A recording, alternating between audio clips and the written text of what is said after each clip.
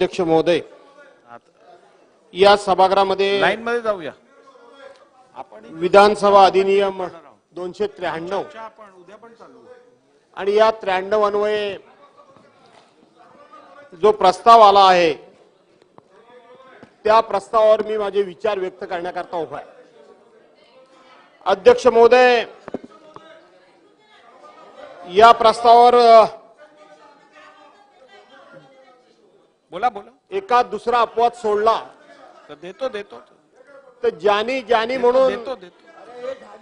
या ठिकाणी आपले विचार एक मिनिट. हे बघा, आपण आज ही चर्चा जर संपू शकलो नाही तर उद्या आपण ही चर्चा कंटिन्यू करू. आपण उद्या ही चर्चा कंटिन्यू करू. बसा, आपण आता त्यांना बोलू दे. बोला. आणि म्हणून अध्यक्ष महोदय, एका दुसरा अपवाद वगळला. आतापर्यंत ज्या ज्या वक्त्यांनी आपलं वक्तव्य केलं किंवा आपले विचार मांडले त्या विचारामध्ये या प्रस्तावाच्या माध्यमातून या महाराष्ट्रामध्ये कुठल्याही प्रकारे स्फोटक परिस्थिती निर्माण होऊ नये, कुठेही अशांतता निर्माण होऊ नये, किंबहुना वेगवेगळ्या समाजामध्ये जो दुरावा होऊ पाहतोय तो दुरावा न होता अधिक एकोप्यानं हा महाराष्ट्र, या महाराष्ट्राच्या संस्कृतीप्रमाणे, संस्काराप्रमाणे आणि महाराष्ट्राच्या परंपरेप्रमाणे सगळे समाज एकमेकाचा आदर करून भविष्यामध्ये एकोप्यानं राहतील अशा पद्धतीचे प्रत्येकाने विचार मांडलेले आहेत. अध्यक्ष महोदय, खास करून वेगवेगळ्या समाजाचा उल्लेख करत असताना इथं धनगर समाजाला आरक्षण आहे, परंतु त्यांना एसटी मध्ये आरक्षण पाहिजे. जे कोणी दिलं होतं ते पूर्ण करावं अशी त्यांची मागणी आहे. त्याचबरोबर कोळी असतील, साळी असतील, अन्य काही वेगवेगळ्या समाजाच्या आरक्षणाचा या ठिकाणी उल्लेख केलेला आहे. परंतु या सभागृहामध्ये कालपासून जी प्रामुख्याने चर्चा होती आहे ती मराठा समाजाला आरक्षण देण्यासंदर्भातली चर्चा होती आहे. अध्यक्ष महोदय, दोन्ही बाजूनं अतिशय संयमितपणे आणि खूप समजूतदारपणे, मी मगाशी म्हटल्याप्रमाणे काही अपवाद वगळता खूप मोठ्या विचारपूर्वक चर्चा या ठिकाणी सुरू आहे. कायद्याचा किस काढला जातोय, नियमांचा आधार घेतला जातोय. काँग्रेस, राष्ट्रवादी काँग्रेसनं 2014 साली दिलेलं आरक्षण 2019 साली जे महाराष्ट्रामध्ये बदललेल्या सरकारमध्ये टिकू शकलं नाही त्याचाही उल्लेख झाला. त्याच्यानंतर 2019 मध्ये जे महाराष्ट्रामध्ये सरकार होतं त्यांनी दिलेलं आरक्षण 2019 नंतर सुप्रीम कोर्टामध्ये टिकू शकलं नाही त्याचाही या ठिकाणी उल्लेख झाला. घटनेमध्ये झालेली दुरुस्ती 102 नंबर असेल, 105 नंबर असेल, नंतरची 103 नंबर असेल, या संदर्भातली सुद्धा चर्चा या ठिकाणी झाली. आणि सर्वांनी शेवटी सांगताना असं सांगितलं की मराठा समाजाला आरक्षण मिळालंच पाहिजे आणि मराठा समाजाला आरक्षण मिळालं पाहिजे याची आकडेवारी सुद्धा प्रत्येकानं आपापल्या परीने दिली. अध्यक्ष महोदय, थोडासा मी वेगळा विचार मांडणार आहे.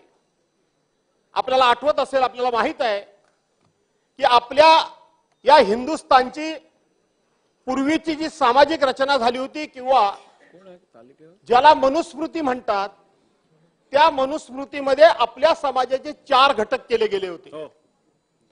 एक घटक ब्राह्मण समाज, आणि हा ब्राह्मण समाज जन्माला येणाऱ्या मुलापासून तर तो आयुष्यातनं निघून गेल्यानंतर पुढे त्याच्या कार्यापासून सगळे जे काही विधी करायचे आहेत, काय करायचे आहेत त्याची आर्थिक व्यवस्था झाली होती. दुसरा समाज होता तो वैश्य समाज होता. वैश्य समाजाने व्यापार, दुसरा समाज होता तो वैश्य समाज होता. त्यानं व्यापार करायचा आणि व्यापार करून त्याने आपला व्यापार उद्यम चालवून त्याची सुद्धा आर्थिक उत्पन्नाचा स्रोत निर्माण झाला होता.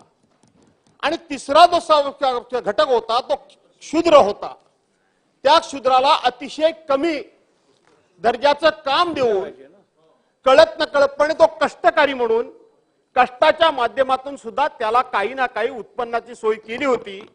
परंतु आपल्या समाज व्यवस्थेनं आणि आपल्या स्वतःच्या धर्म संस्कृती आणि धर्म सांगण्याचा अधिकार हा फक्त आम्हालाच आहे, या लोकांनी त्या समाजाला सुद्धा प्रचंड छळलं आणि त्याच्यावर अनेक प्रकारचा अन्याय केला.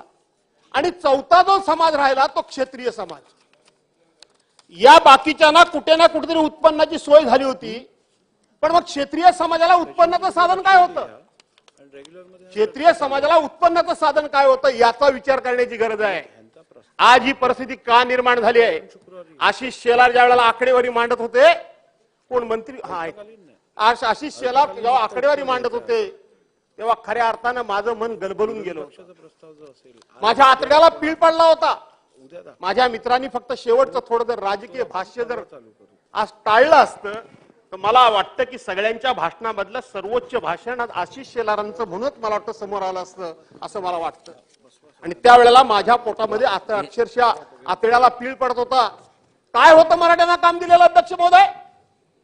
त्याला क्षत्रिय म्हणजे काय करायचं त्यानं? आज क्षत्रिय म्हणून त्यांनी दसऱ्याच्या नंतर त्या ठिकाणी सोनं लुटल्यानंतर, सोनं म्हणजे आपट्याची पानं, ते लुटल्यानंतर आपली शस्त्र बाहेर काढायची, शस्त्रांना धार काढायची आणि रयतेच्या रक्षणाकरता परकीयांचं नाही त्या काळामध्ये टोळी युद्ध असेल किंवा त्या वेगवेगळ्या ठिकाणी समाजाचं आणि रयतेचं रक्षण करण्याकरता म्हणून त्या ठिकाणी तलवारी घेऊन मैदानात त्यांनी उतरायचं. आपण इतिहास चाळून बघा, पानिपतच्या युद्धापर्यंत अरे 15-15 वर्षाची, 16-16 वर्षाची, 12-12 वर्षाची पोरं त्यावेळेला कापली गेली. ती मराठ्यांची कापली गेली, मराठ्यांची कापली गेली. आपण छत्रपती शिवाजी महाराजांनी सगळे मावळे गोळा केले, त्यांनी रयत गोळा केली, पण बाकीच्या अनेक वेळा जर आपण बघितलं तर ते मराठ्यांनी लढाया लढायच्या आणि लढाया लढणं हेच त्याचं उत्पन्नाचं साधन होतं. दुसरं साधन काय होतं? उत्पन्नाचं साधन मराठ्यांचं हे होतं. आणि त्यांनी स्वतःच्या माना कापून घ्यायच्या आणि आम्ही रयतेचे रक्षण करते ही बिरुदावली मिरवायची. आणि मग 6 महिने 8 महिने लढाई झाल्यानंतर ते पावसाळी आपल्या घरी येत असेल आणि त्यावेळेला शेती जी काय आपली करत असेल, शेती झाली की पुन्हा दसऱ्याचा उत्सव झाला की पुन्हा लढाईवर जायचं, पुन्हा युद्धावर जायचं. स्वातंत्र्य मिळेपर्यंत नाही, या देशामध्ये इंग्रज येईपर्यंत किमान लढाई लढणं हे मराठ्यांचं उत्पन्नाचं तरी साधन होतं. पण इंग्रज ह्या देशामध्ये आले आणि इंग्रजांनी बघितलं आणि हेरलं. आणि इंग्रज खूप चाणाक्ष होते, आपल्या सर्वांना माहित आहे.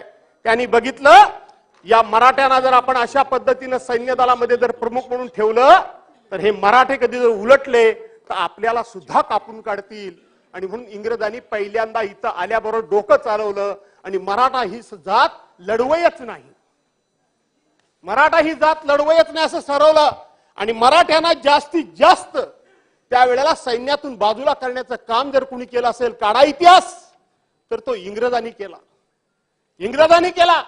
आणि मग त्याच्यानंतर आपल्या देशाला स्वातंत्र्य मिळालं. स्वातंत्र्य मिळाल्यानंतर लढाई, हातातली तलवारी घेऊन लढायचा हा विषय संपलेलाच होता.